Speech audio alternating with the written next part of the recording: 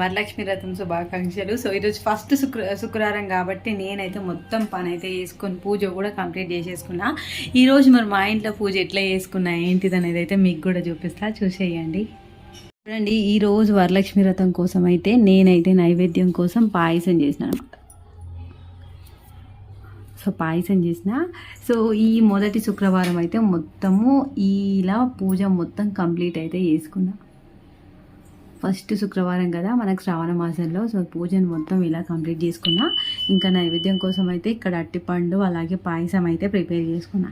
మొత్తం ఇక మా లక్ష్మీదేవిని అయితే ఇలా అలంకరించినాం. నిజంగా అసలు ఎంతో కడిగినా, కాకపోతే ఏంటంటే మాకు ఇక్కడ దగ్గరలోనే మూసి కాలు ఉంది. సో ఎంత కడిగినా కానీ అంతే ఉంటుంది. ఇంకెలాగో మనకు వరలక్ష్మి వ్రతం నెక్స్ట్ వీక్ చేస్తా కదా అన్నట్టయితే అప్పుడు మంచి కడిగించుకొచ్చుకుందాం అనుకున్నా అమ్మవారిని. నిజంగా అప్పటికే కొంచెం బాగుంది, మళ్ళీ వాటర్ వేసి కడిగి